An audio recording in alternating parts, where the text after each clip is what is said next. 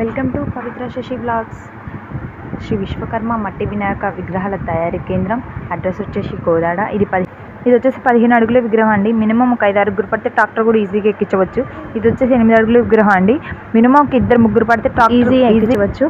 కాకపోతే వాళ్ళ భక్తి వాళ్ళు కాబట్టి అంతమంది తల చేశారు. ఇక్కడ చూడండి ఎంత ఈజీగా ఎక్కించారు ట్రాక్టర్ని కూడా. 8 అడుగుల విగ్రహం కూడా లైట్ వెయిట్ అండి, చాలా ఈజీగా ఎక్కించారు. ఇది లాస్ట్ ఇయర్ వీడియోస్ అండి, ఇప్పుడు కాదు, ఇప్పుడు ఇంకా అవుతున్నాయండి. ఫినిషింగ్ స్టార్ట్ అయింది. ఇది లాస్ట్ ఇయర్ నిమజ్జనం వీడియో అండి.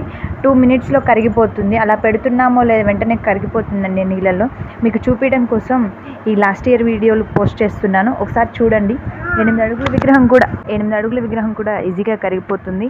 అది మనుషులు కూడా నిమజ్జనం చేయొచ్చు విగ్రహాన్ని. కాకపోతే అక్కడ నీటిలో దిగడానికి వీలు లేదన్న, అందుకనే క్రెయిన్ సహాయంతో నిమజ్జనం చేస్తున్నారు ఏ విగ్రహాన్నైనా అక్కడ. అందుకే క్రెయిన్ ఉంది అక్కడ. చూడండి ఎంత ఈజీగా, ఎంత త్వరగా నిమజ్జనం చేస్తే 2 మినిట్స్లోనే కరిగిపోతుందండి. మట్టి గణపతి మహాగణపతి అండి. ఆ మట్టి నిమజ్జనమైన తర్వాత మట్టి మీరు మొక్కలకి వాడుకోవచ్చు, అవసరమైతే పంట పొలాల్లో కూడా వాడుకోవచ్చండి. ఆ నీరు పంట పొలాలకే వెళ్తాయి కాబట్టి చాలా మంచిదండి. ప్లీజ్ షేర్ దిస్ వీడియో అండి. మట్టి గణపతిని పూజిద్దాం, పర్యావరణంలో సంరక్షణ భాగస్వాములు అవుదాం. చూడండి ఎంత ఈజీగానే 2 మినిట్స్లో బల్లా పైకి వచ్చేస్తుందండి. అలా పెడుతున్నామో లేదు వెంటనే బల్లా పైకి వచ్చేస్తుంది ఈజీగా కూడా. వినాయకుడికున్న బల్లా కూడా పైకి వచ్చేస్తుంది.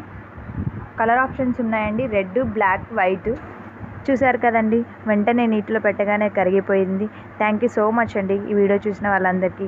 ఇంతవరకు సబ్స్క్రైబ్ చేసుకున్న వాళ్ళందరికీ thank you so much.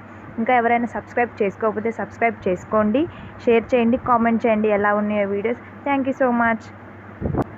Like మాత్రం మర్చిపోమకండే. Thank you.